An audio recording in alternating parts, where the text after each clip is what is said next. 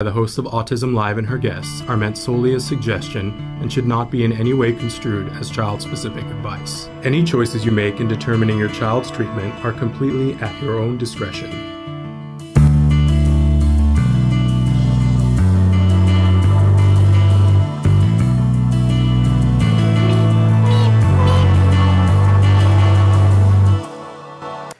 Good morning and welcome to Autism Live. We're so excited to have you here during April. April is the A month, right? Awareness, action, acceptance, all the words that we want to have paired with autism. We're so excited to be here with you. And we've got two amazing guests that are going to be joining us in just a little while. Two gentlemen from Florida who identify as being on the spectrum. We'll ask them specifically about what words they like to use. But they are taking a unique look at how to support individuals on the spectrum. And they've got a great deal to say about that. And we're really excited that we have the opportunity to hear from them today and talk with us. But before we do that, we want to let you know that you can interact with this show. A lot of these shows we pre-taped so that we could let you all know about them. But you can be interacting with the show right now, with the audience and with some of us and staff as this airs. You can write in questions. We're premiering the show right now, so people are seeing it for the first time. Our fabulous Chris Desmond is going to show you some of the different ways that you can be watching the show, some of the different ways that you can be interacting. I always like to remind you that we're live on Facebook, YouTube, and Twitter. The show will later on be available on our YouTube channel, and it will podcast. Wherever you get your podcasts, you can download the free podcast. Do keep in mind that while it is free to you, it is not free in the world. It does come with a cost, and we defray that cost by having sponsors and by having ads that will run during the podcast. We hope that you embrace that and embrace those sponsors and are as grateful as we are for sponsors and advertisers to do that so that we don't have to ask you for money. Now, I will say that some of you have written in over the years and said, hey, I listen to you in podcasts and I like to take it in the car and I don't like to have it gummed up with ads. I prefer to just get the content because I have a limited time in the car and I want to make sure that I get that. We get that. So we do have a way that if you'd like to pay a small monthly fee, you can get not only this podcast, but also Ask Dr. Doreen for one low price. It's $5 a month at glow.fm/autismlive. Glow.fm/autismlive. It's $5 a month. Actually, if you pay for it for the year, it's less because they charge us every time they run your credit card. And if we don't have to run your credit card every month, then we transfer. We're not trying to soak you. You know what I'm saying? We're trying to help you to get to the information that you need the way you want it. So you actually get it at a discount. So I hope if that's your thing, that you will take advantage and go to glow.fm/autismlive. What else do I want to say? Amazing guests that we have joining us in just a little while. But before we get to that, want to take a minute. We do jargon of the day on a regular basis. And today we have a jargon term that I think, I don't know whether I want to say it's still greatly misunderstood, but I think it's a phrase that gets batted around, and I thought it was worthwhile for us to take a couple of minutes and go, what are we really talking about here? The phrase that I'm talking about is sensory processing. What does that mean? So let's take a look. First, we're going to give you an actual definition. Often I will make fun of the actual definitions. I'm not making so much fun of this one. But then we try to pare it down and give it to you in a less jargony way and maybe give you an example to go with it. So our actual definition for sensory processing is the brain's ability to take in raw sensory input from the environment and create meaning from it. Now, I will make a little bit of fun of this definition that, when you use the same words in the definition that were in the word that you were trying to define, I have to make fun of you a little bit. So if you don't know what sensory processing is, sensory input, yeah, okay. But I do like this definition, and it's this idea that there's stuff coming at you and that how you process it is going to give meaning to the environment. I kind of like that. I like the way that sounds. But let's move on to our working definition and see if we can't hone this puppy down. So, working definition for sensory processing is the unique way in which each person experiences their five senses and enjoys or copes with that experience. And I like to think of it almost like a fingerprint, that we are each of us that level of unique, and what we like and what we can handle and what we can cope with, vastly different. And I find that whenever I'm talking, obviously when you're talking to folks who are on the spectrum, boy, they get this. They entirely get this. And one of the many, many things that I love about folks on the spectrum is that they know themselves. And they know what kinds of things they react to, and they know what kinds of things that they like. I find that people who aren't on the spectrum are a little bit slower to come to that knowledge for themselves, which maybe hampers their ability to notice that in other people. Like maybe that's a deficit of being neurotypical. But I know it took me years for myself to acknowledge and recognize that when I am in a room where there is sound behind me, I have a harder time hearing what's in front of me. Makes no sense on paper, right? Because our ears are pointed in a way that it's supposed to shield us a little bit from noise behind us so that we can hear noise going this way. I don't know whether my ears are just bent different, but if somebody is sitting and talking behind me, I literally can't hear the person in front of me. And it makes me crabby, and it makes me kind of nuts. And, as a student, it made it very hard for me to sit in the front row.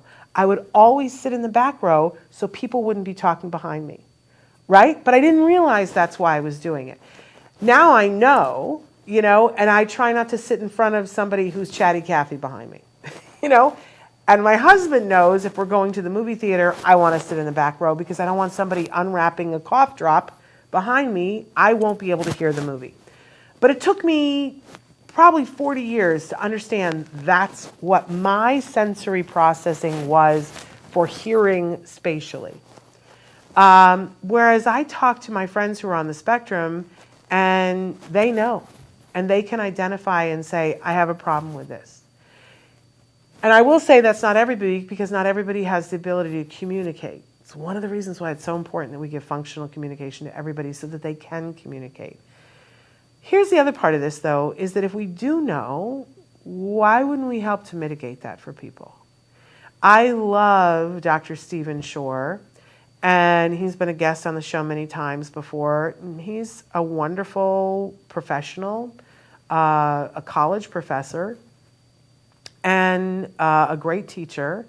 And when he started on the spectrum, and when he started to teach, he said to his employer, and this was, back in the day, this was, I don't want to date him on his behalf, but let's say it certainly was not in this century, right?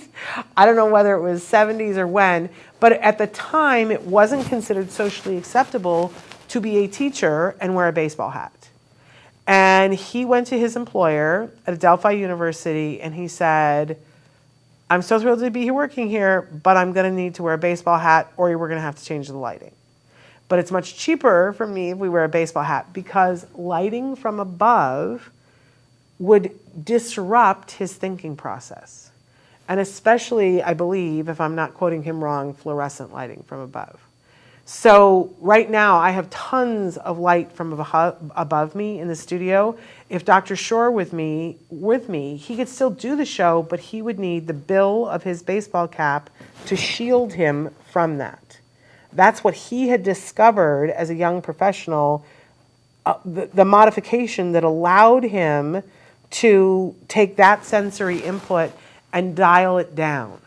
Not that it's gone completely, but dial it down to a place where he could function. And lovely that Adelphi University said, oh, no, that's fine. That's totally fine. We'd rather you wear a baseball hat than change the lighting. So, he teaches in a baseball hat and has for decades. because that modification allowed him to be able to do that. So think about yourself and think about what your sensory levels are. What noise do you love? What sound calms you? Like, what smell can help you? We all got all into the oils and the diffusers for a while, and my one friend gave me this one oil that's crazy that when I do it, I focus so much better. I don't know what it is about it, but that smell, if I know I got to get a lot of work done, I pop that in the diffuser because I can get more done. I can't explain it to you, but I know that that works for me. So start with yourself and ask yourself, what are the sensory things that you love and that are productive, and what are the sensory things that make it harder for you to be you, that make it harder for you to accomplish things? Some people do better if they have classical music playing in the background. Some people can't handle that. It takes their focus and they can't do it. I have found in the last couple of years that classical music helps me. But it's got to be certain classical music. It can't be certain things. I go to the pottery studio and they have classical music playing. And some days of the week when they have certain things playing, I can make beautiful, I don't have one of them here with me today, but I can make beautiful cups. But when they play opera, I can't make anything. Okay, now let's go to the working definition. Let's take a look and see sensory processing, the unique way in which each person experiences their five senses and enjoys or copes with that experience. I love looking at this like it's a fingerprint, that it's unique, that each one of us has a very special and individual way in which we take in information through our senses and the way that we process that. So stop and think about that, because each one of us is so different. And here's something that I've noticed, that for my friends who identify as being the autism spectrum, it seems like to me, especially for the adults, that they are very in tune with themselves and how they process things sensory. They know what they like they know what they love, right? And they know what makes it difficult for them.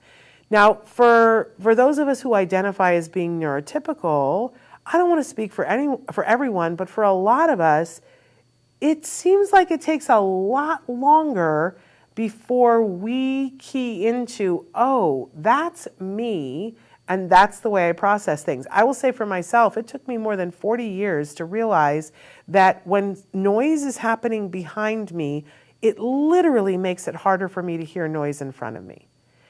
It's the strangest thing, right? Anatomically, it shouldn't make sense, right? Because our ears are supposed to shield us from noise that's happening from behind us.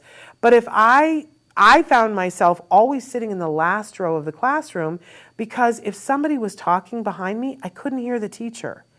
And I didn't really understand that that's what was happening. But believe me, I understand it now, because what it does when somebody's making noise behind me, it makes me very crabby because I can't hear what's happening. My husband knows we go to the movie theater, I'm going to want to sit in the back row so that somebody isn't unrolling a cough drop, because I can't hear the movie while they're doing that behind me.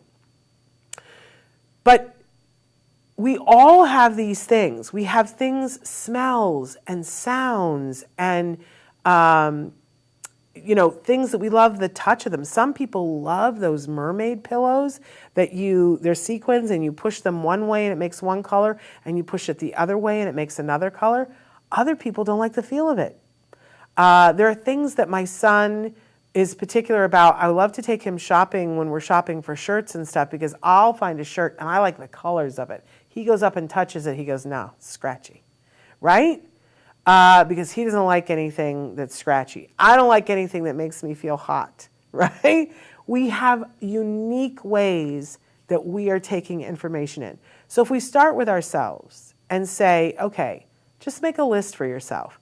What do I love? What are the sounds and the smells that just transport me and make it easier? Are you somebody that having music playing in the background helps you to focus, or does it totally destroy your focus. For me, I find it depends. That I've discovered that some classical music can really help me to focus and get tuned into something, and other stuff not so good. I go to the pottery studio and they play classical music, and depending on the day of the week, the channel plays different kinds of classical music. And some classical music, it's just easier to make a pot grow, right? And for me to make a mug that's reasonable, that people can drink out of. But on Saturday mornings, they play opera. I can't make anything. Took me weeks. I was like, why on Saturday mornings everything falls apart? And then I realized, oh, it's the opera. I can't focus when the soprano is shrieking. So now I wear headphones to help me to be able to focus on the thing that I need to be able to do, because the sensory thing is getting in my way. Start with yourself and get real with yourself as a human being about, what do I need to be successful sensory-wise? What do I like? What do I enjoy? What hinders me? And how can I circumvent that? I love to tell the story of Dr. Stephen Shore, who I just so adore, a wonderful working professional, a college professor, been teaching for many, many, many years. He's been on the show many times. He identifies as being on the autism spectrum. And when he started teaching, it was at a time when it was not socially acceptable to wear a baseball hat to teach in. You just wouldn't have done that. But he went to his employer and he said, hey, I am on the spectrum. You've got me in a room teaching where there's lights above me.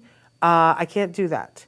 We either need to change the lighting or I need to be able to wear a baseball hat. Thank goodness Adelphi University said wear the baseball hat, because that worked as a shield and allowed him to dial down that sensory input coming from the lights above him so that he could focus and teach. It literally made it possible for him to be him and do what he wanted to do. Whereas if he took that away, he was having to focus on the lights. So sensory processing is nothing to sneeze at. This is important stuff. And if we start with ourselves and think, what do I like? What do I need? Then if we take the humane approach of understanding and respecting the people that I love on the spectrum, there's a potential that what they're experiencing is greatly magnified than what I'm experiencing. That's a distinct possibility. That, for me, I'm aware of the lights above me, but it's not preventing me from focusing. But for Dr. Shore, it would. We are different. And I can be sensitive to his needs and not go, it's fine for me. Like, that's a really bullish way to be, right? It's very ableist. I could handle it, right? We wouldn't say that about anything else. If we're in the boxing ring and somebody punches me, I'm going to hurt because I'm not used to being punched. Whereas if I'm in there with a boxer, they're like, that doesn't hurt that bad. But the boxer would never be like, what a wimp you are, Shannon, that you can't take that. We know we have different levels of what we can take. So if we begin to think compassionately about this and use perspective taking, we can be better allies. I think back to a dinner that I went to a few years ago with the fabulous Amy Gravino, one of our star guests on the show. I just so love Amy. She's a young woman, identifies as being on the spectrum, loves to talk with people about what that experience is, loves to be, works as a coach to help with sexuality for individuals on the spectrum. She's just so down to earth and open and honest. She's just a lovely human being to be around. She gets excited about wonderful things that I love talking with her about. But I have lots of social anxiety, and I went to this one dinner and there was a lot of people and I was like, oh, it's, big important people. And Amy walked in and I was like, oh, Amy, I'm so glad to see you. Somebody I can just be myself with. And it was so funny because Amy sat with me and she's like, I got you, Shannon. It's okay. I know these things are hard for you. She was automatically in tune with the fact that I have a hard time at social things. My best friend forgets, right? But Amy was really sensitive to that. We went to a cocktail party the next night, and at one point I sought her out and somebody said something, and Amy said, what's interesting is that I like to hang with Shannon to help her through these kinds of events, but that's what's happening. I'm the person on the spectrum helping her through social things because she's the one that needs it.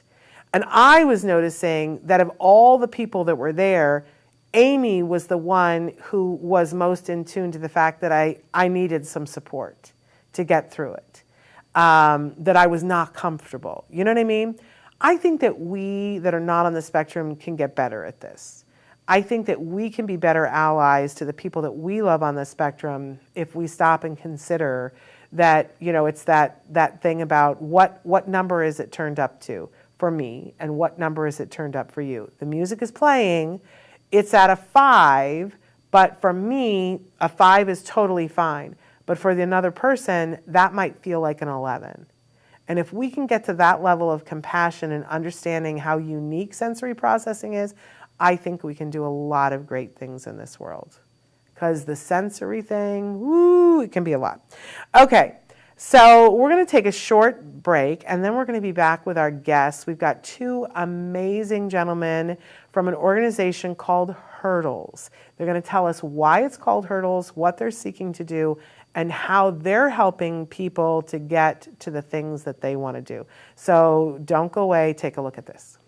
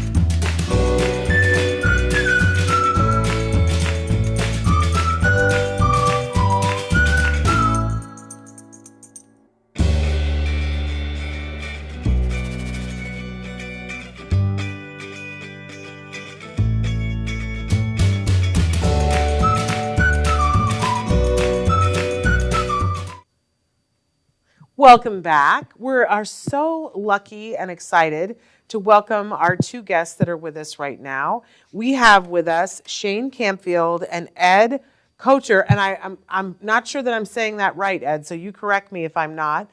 These are 2 amazing gentlemen who are really trying to move the dial in helping to support individuals that are on the autism spectrum. They are out doing motivational speaking, helping to bring resources to people. And of course, they have a new show that is out on their YouTube channel. And we're going to be talking about that with all of them, all of that, as well as their history and why this community is important to them.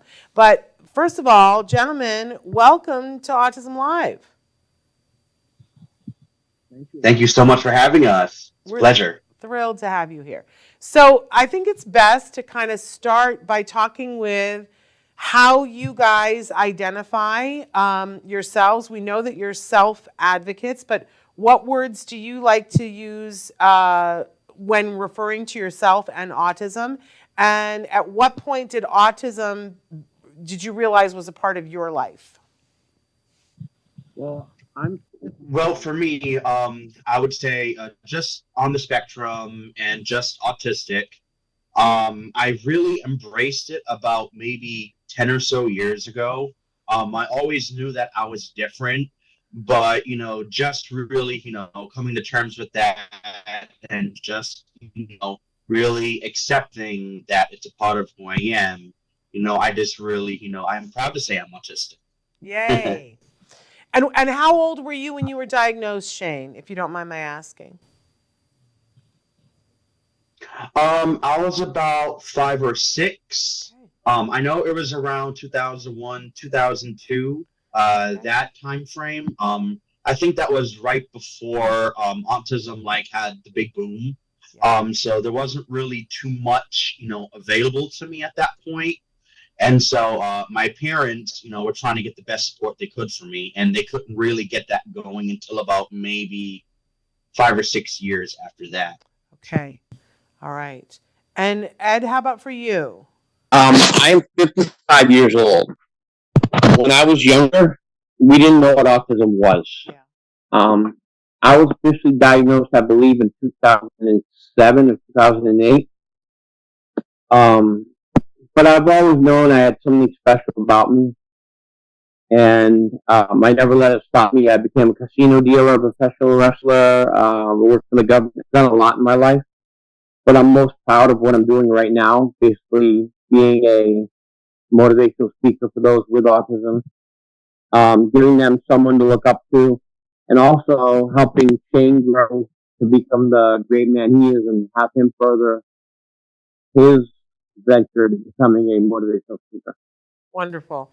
Well, your volume is still a little bit low. I'm not sure if we can adjust that, but I'm curious as to how you guys met. Like, you guys are business partners now, but how did that come about? We met yeah. And the mutual friend is actually through the organization called UCF CARD, Center for Autism and Related Disabilities in the Orlando area. And all of us are a part of the same program. And just, one friend recommended me to become friends with Ed here. And then, we headed off. And then, ever since, we became close. And, we finally decided, one day, let's, get our stories out there, because we both have similar backgrounds and situations. And then, we're like, you know what? Let's do it, and here we are. I love that. We have to do a little programming note for the people who watch the show regularly. They know that we're affiliated with a different card. Just to make that clear to everyone, we're affiliated with the Center for Autism and Related Disorders, which is often confused with the card that you're talking about, which is the Center for Autism and Related, help me, it's not disorders, what's the last one? Disabilities. Disabilities. There we go. So you're talking about the one that's in Florida, and ours is based in California, but in different places as well.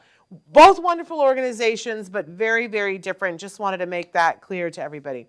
But wonderful that that's how you guys met, and you made this decision that you were going to go out and do motivational speaking. At what point did you guys decide, hey, wait a second, let's do a show. Let's have our own channel on YouTube. Let's do a show. Because I highly recommend it. It's a great thing to do. But what made you decide to do that? Well, the company's been going for approximately 12 to 13 months now.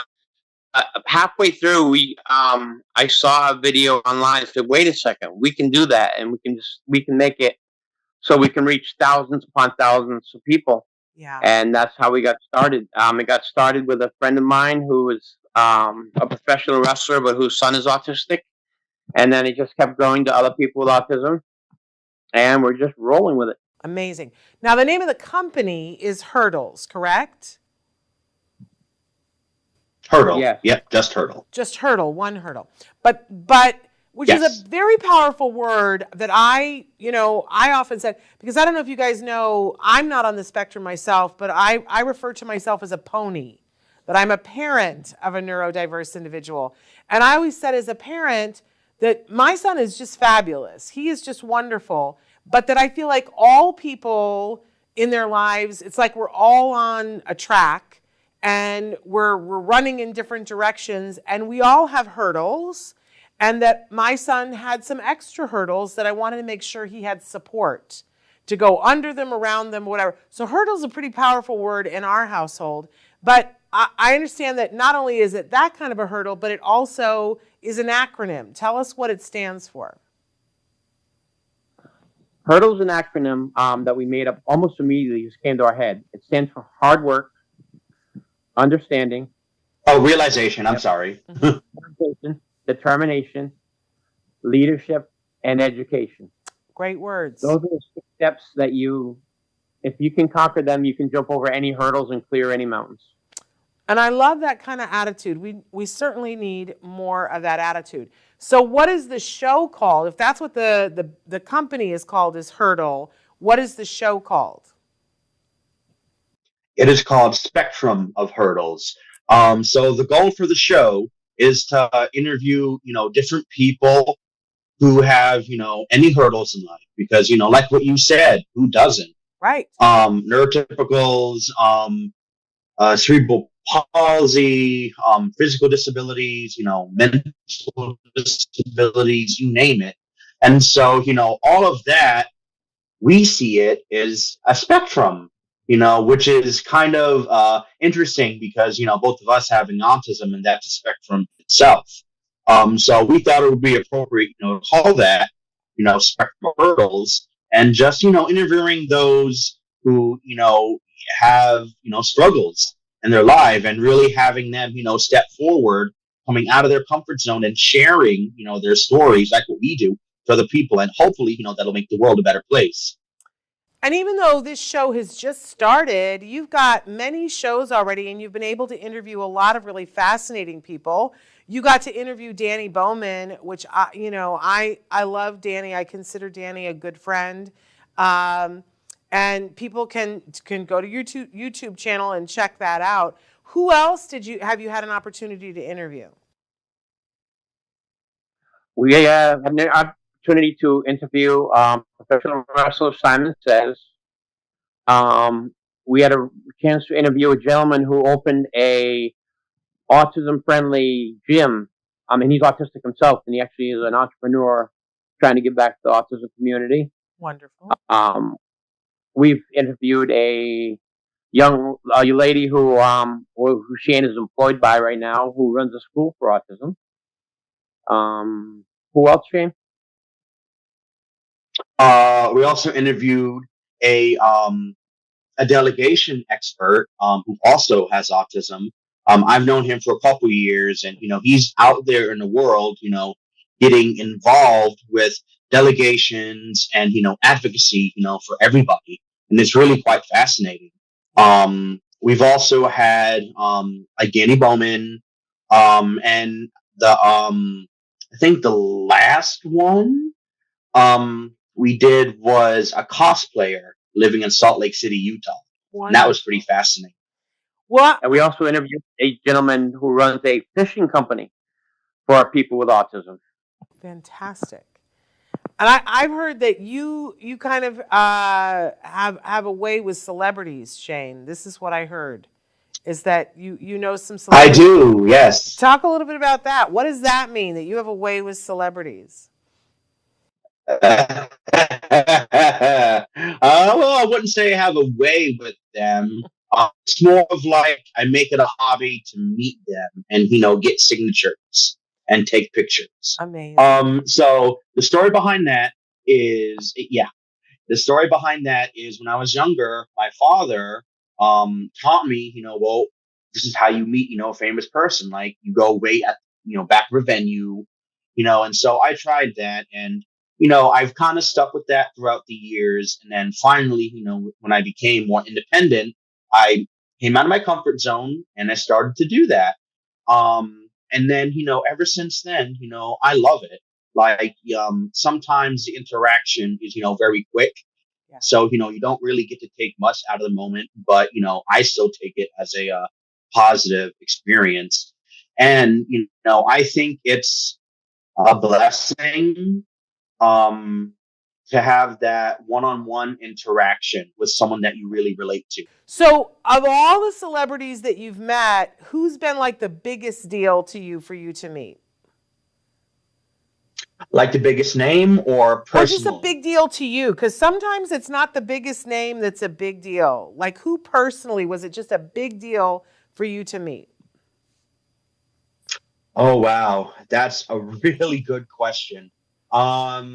I would say it's a toss-up between Justin Timberlake or Neve Campbell, the actress Neve Campbell.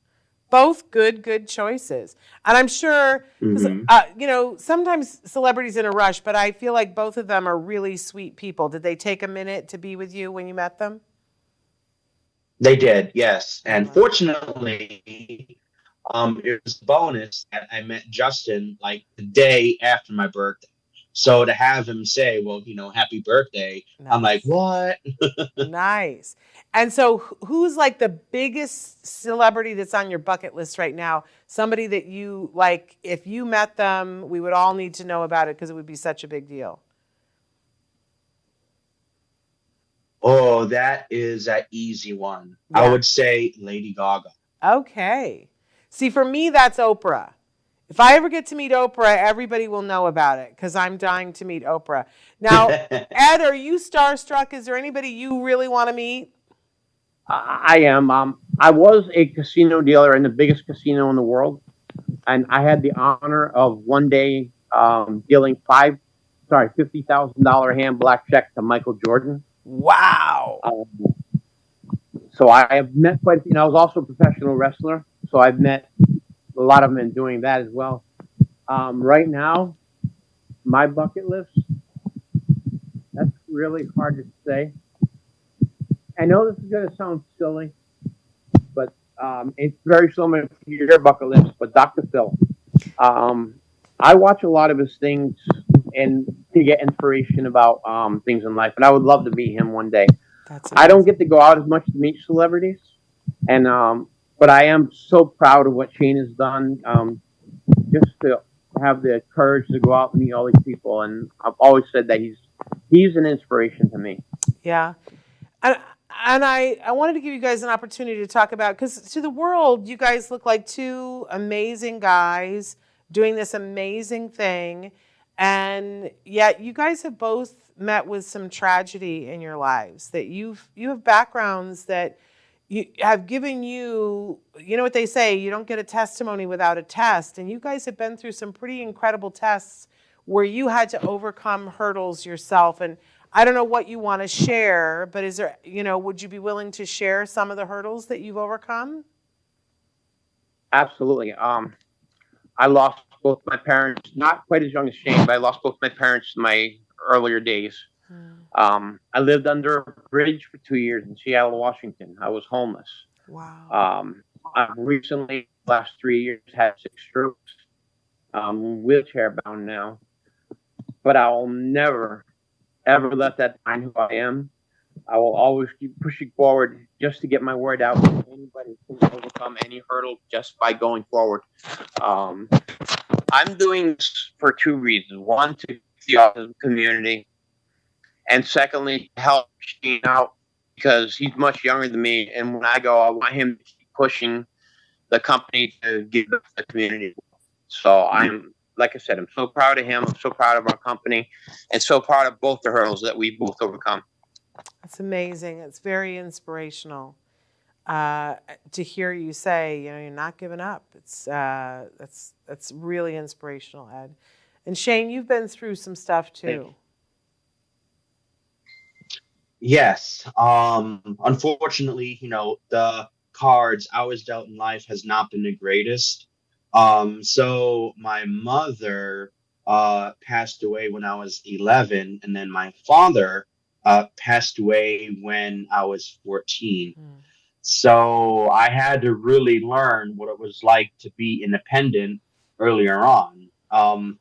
A family friend did take me in until I graduated high school. And then after that, when I turned 18, I was pretty much on my own. But still, dealing with that at such an early age, I think it shaped me.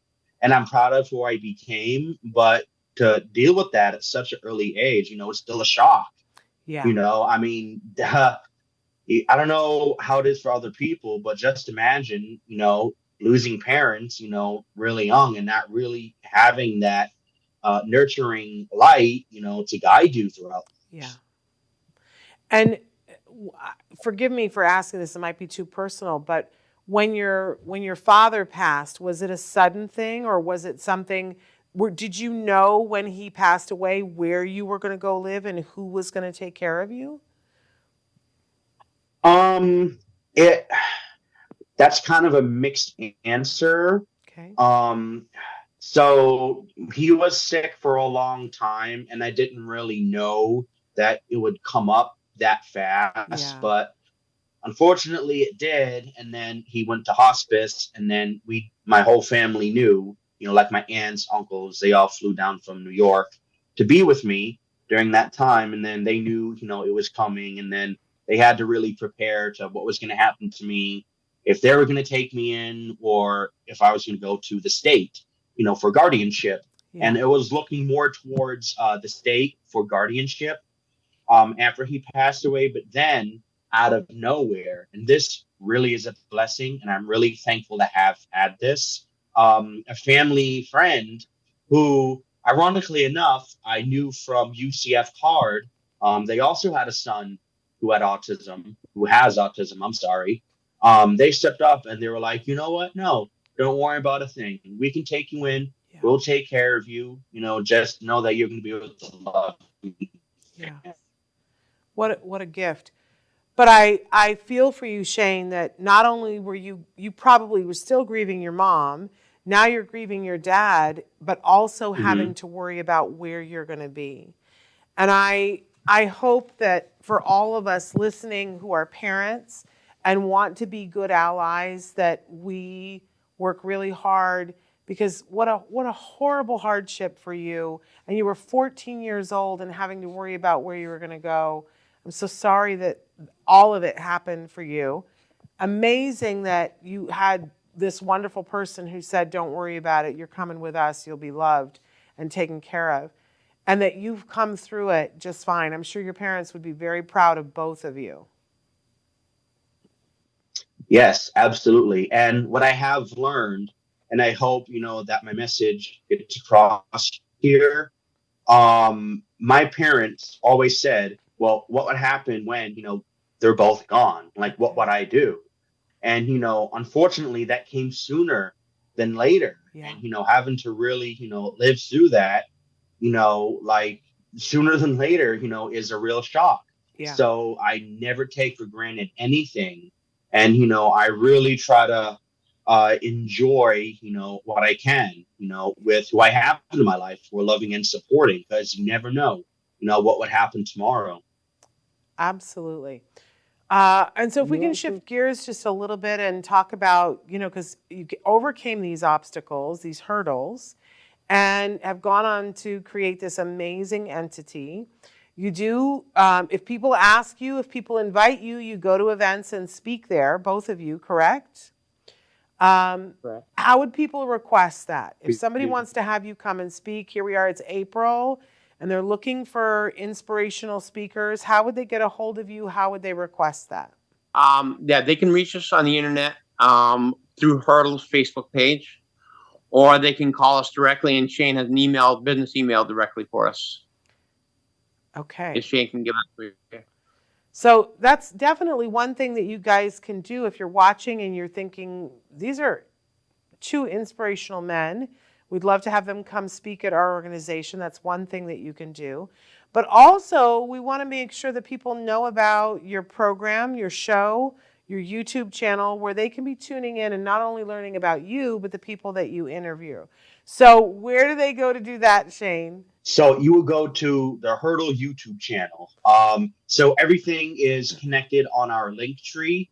Either go to the link Hurdle. I think we're going to be sending you that. Yes, and we'll put it in the notes. It's also on the Facebook page, connected directly. So just go click on that, and then check out all our videos that we have. And there's going to be loads more to come.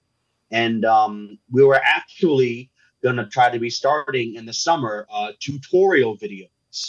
Nice. Like for those who can't really do certain things, like maybe grocery shopping and just learning and maybe file your taxes, but that's in the works. I love that's that. Our next video. I love that. What a wonderful thing. Well, really remarkable. You guys are amazing. If there was one message that you want to send to other people who are on the spectrum, I have a feeling I know what you're going to say, because it's part of your logo. But what one message would you want to send to other people on the spectrum? The one message I would love to send is that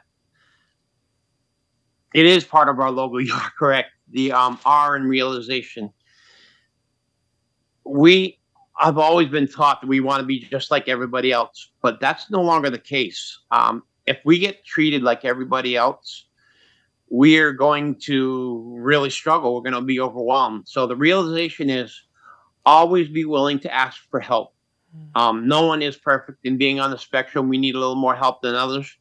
Have the power, have the courage to go out there, ask for the help you need, and then work on making yourself a much better person. And that will help you be an advocate to anybody else.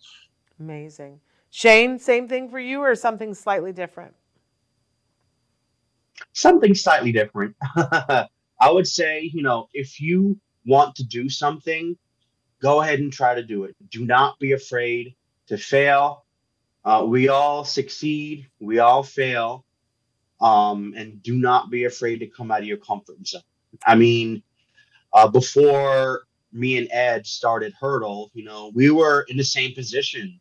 Like we were very confused and were kind of hesitant to, really step out and do what we wanted to do because of, failing or what might, be on the road ahead of us. But we didn't let that stop us. And here we are today. Yeah, absolutely amazing. And then I guess the other side of that is for those of us who are parents and loved ones who every day, we say we want to be good allies. Sometimes we don't get that right. I have to be humble some days and say, if you ask me what do I want more than anything else in the world on a daily basis, I want to be a good ally to my son and other people on the spectrum. But I cannot say that I always get it right. I'm always looking for good advice. What advice do you have for loved ones to be good allies? Patience. Absolute patience. Yes. Yeah. To be a good ally, I think you have to know the shoes that the person you're being allies with is walking in. We are all able to do whatever we want in life. It may take a little help. We may take a little time. But what we need are the people around us to understand that it may take us a little longer, but we're going to try as hard, if not harder than anyone else to get what we need done. Yeah. So if you will be patient with us, you will see magical things happen from us. Amazing. Shane? Same thing? I Slightly agree. different? The biggest thing is patience. Yeah. Yes. Because we were all on, different levels. You know how the saying goes, if you met one person with autism, then you've met one, not all. Yes. Yes. We love that quote from Dr. Stephen Shore. Is he somebody you're going to have on your show at some point? That would be amazing. Hopefully one day in the future. So you guys need to stay tuned for that one. Absolutely. The other person I was thinking about that would be great for your show, not that you need suggestions, but if you've ever met Amy Gravino, Amy is such a hoot. And Amy says, we don't need allies, we need accomplices. She's like, I don't want you to come and say, oh, I'm so sorry you've been locked in jail. She said, I want you to help me get out. Yeah, so, I love that. I always think of that. Right. She'd be great on your show. There is one person I would love to meet also, but just for something like that for an inspiration to other people. And that's Freddie Highmore, the gentleman who portrays the good doctor on this show. Yeah. Because I think that was a huge step in autism awareness was that show, because it was a show that didn't sugarcoat autism. They made him out to be not an enemy, but just like someone below them for a long time because they didn't understand autism. Most shows sugarcoat it and say, oh, there's nothing wrong with you. And the way he built himself forward is truly an inspiration. So again, that's patience. It's making sure, that you're able to understand people. Yeah, we're hearing, I don't know whether it's true, but we're hearing that this is the last season of The Good Doctor. But I'm also waiting to see, because we've heard that Kayla Cromer, who has been on our show before, is being brought into the cast as another doctor that's on the spectrum. And Kayla is an actress who identifies as being on the spectrum. So we're very excited to see her portrayal of this doctor next to Freddie. And of course, they've had several actors on the spectrum on the show. Kobe Bird was on, Alex Plank, and several other actors. So I love that they're giving actors that are quote unquote actually autistic an opportunity to play those roles on their show as well. I think that was an important step forward as well. Yes, absolutely. Yeah. It really is a step forward. Yeah. Well, I hope you get to interview Freddie Highmore. Oh, that would be amazing. Not sure how that would happen, but you never know. Oh, that could happen. That could absolutely happen. If you're willing to walk up to celebrities, then you can be willing to email them as well. So that could happen. Right. That is true. Yeah. That is true. It is absolutely true. Well, you guys are remarkable. I want to congratulate you on what you're doing. And thank you for taking the time to be with us and be on our show. And we're going to be staying tuned and seeing all the amazing things that you guys do.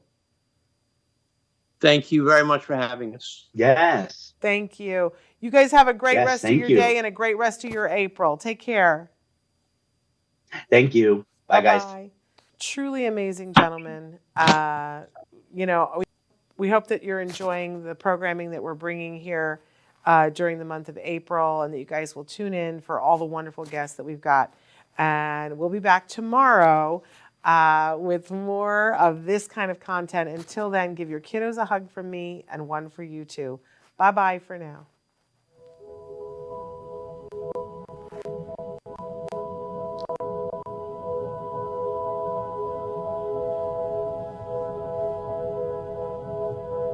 If you found anything helpful in this video, please give us a like. In fact, make sure that you smash that subscribe button on YouTube and give us a like on Facebook. You can also follow us on Twitter and on Instagram for important updates. And please download our free podcast wherever you get your podcasts. Thank you so much. See you next time.